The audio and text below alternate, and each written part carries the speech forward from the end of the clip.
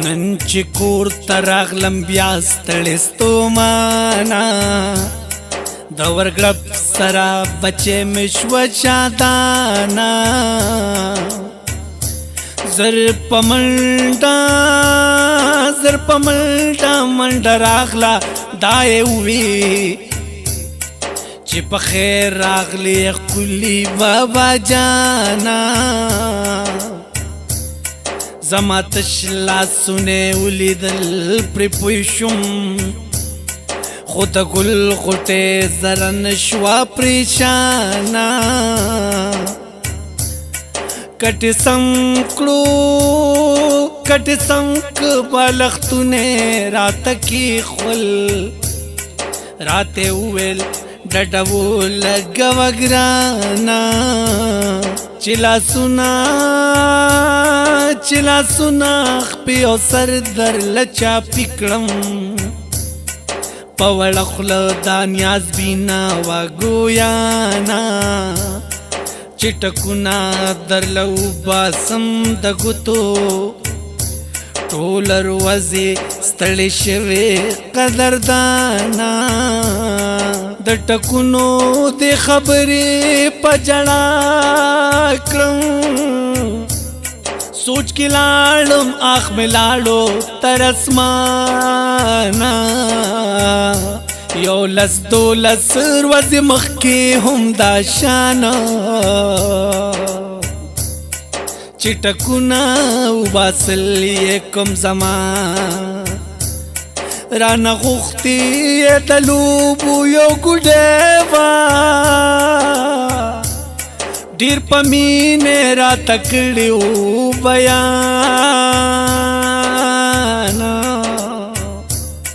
خو زه ډېر بېوسه پلار یم څه وکړم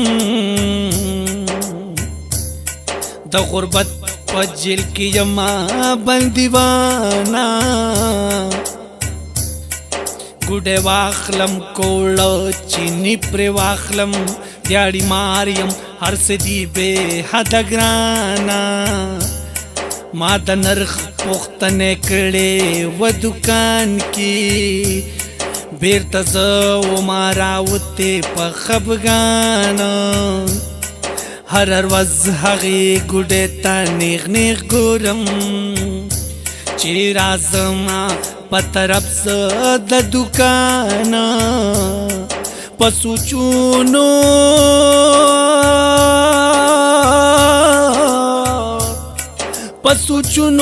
کې وم پروت چې غږ مې واورېد چې ماشومې لور کې ښکل کړم په لبان دا یې ووې پلاره چرې خفه نشي ته زما یې د خوږمن زړګي درمان مورکې راته نن داسې دي ویلې ګوډې مه غواړه زمونږه نازولې ملایان وایي چې دې کې هم ګناه ده دا بوتان دي شپه دې خبره غلي بابا جانا هم د مور په دې خبرو ما دا یو ارمان د نن نه دی وجلې خو یې پلاره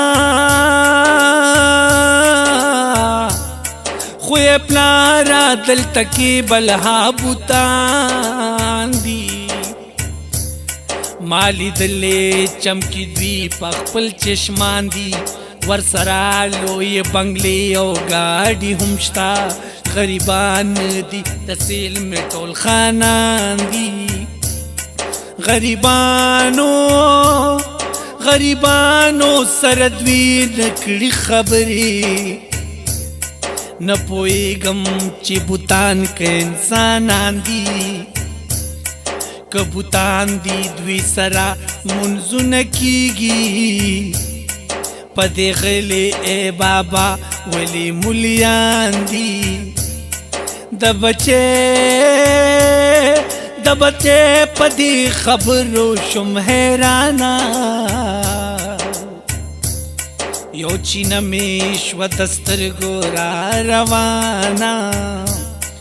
مخ مې واړو په چغو پجړا شم ډیر خپا د غدو رنگي دنیا نا حقیقت کړو بیان اقبال جدونا زمین قسم دستا پدی وینا سنگر تزما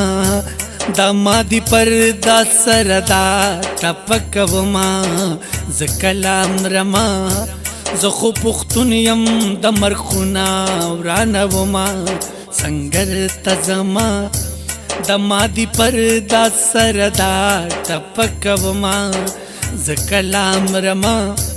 زخو پختون یم د مرخونا ورانوما زخو پختون یم د مرخونا ورانوما